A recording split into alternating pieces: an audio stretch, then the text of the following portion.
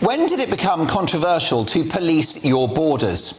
Territorial boundaries define a nation-state and always have done. Hey, in the good old days, even cities had walls and gates. It wasn't unfashionable then, but it seems to be now. In 2023, with technology and surveillance, that should make us more secure than ever. But our borders are currently more exposed than a Britney Spears selfie. It isn't complicated. Countries should decide who comes in and who doesn't. Why else would we need customs officials and passports? Except these days, passports are an optional extra. Which is why no court in the land should usurp a government policy to stop illegal crossings in the Channel. Crossings which are a national security, economic and humanitarian disaster.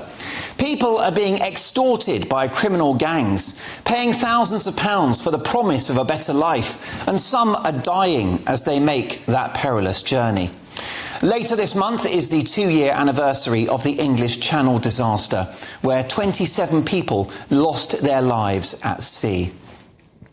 Illegal immigration is costing the country, that's you and me, over £3 billion a year, including £8 million a day on hotels. That's money that can't be spent on the health service, on defence, on education or policing. The national security threat is also a clear and present danger as well. Don't take my word for it. The Mail report that a manhunt has been launched to locate 6 terror suspects who arrived in Britain on small boats in the last couple of weeks. The illegal migrants, who all have links to Islamist groups, started the journey in Syria and travelled to Europe before crossing the Channel. Their arrival brings the total number of terror suspects who have entered Britain on small boats this year to 25. But is that the number, which is only a tip of the iceberg?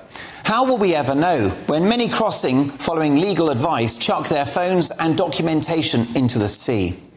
Which is why the Supreme Court's intervention in regards to the Rwanda plan, deeming it unlawful, is such a problem. Set up by Tony Blair, this highest court in the land has entered the political fray, something that no court should ever do. Now, I don't know the politics of these judges, and I'm not a fan of language like enemies of the people.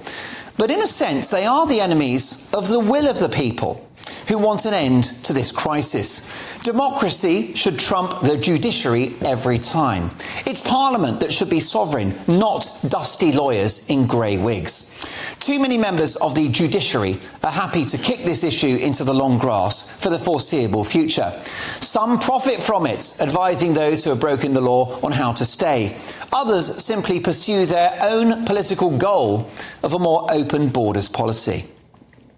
This collision of politics and the legal system is now blurrier than a night out with Paul Gascoigne. But what the judicial and political elite don't realise is that this is a national emergency and the people have had enough.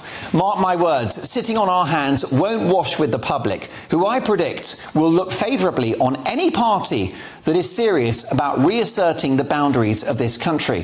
Which is why tackling the small boats crisis is Rishi Sunak's only hope of another 5 years in power. We can't carry on like this. It was the wise words of French President Emmanuel Macron, for whom my admiration grows daily, who said in a recent television interview that Western countries like Britain and France cannot accept the misery of the world.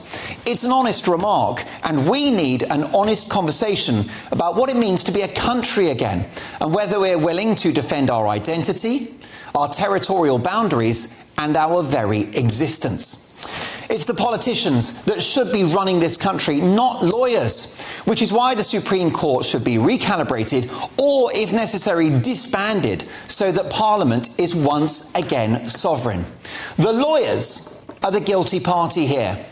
Send them down.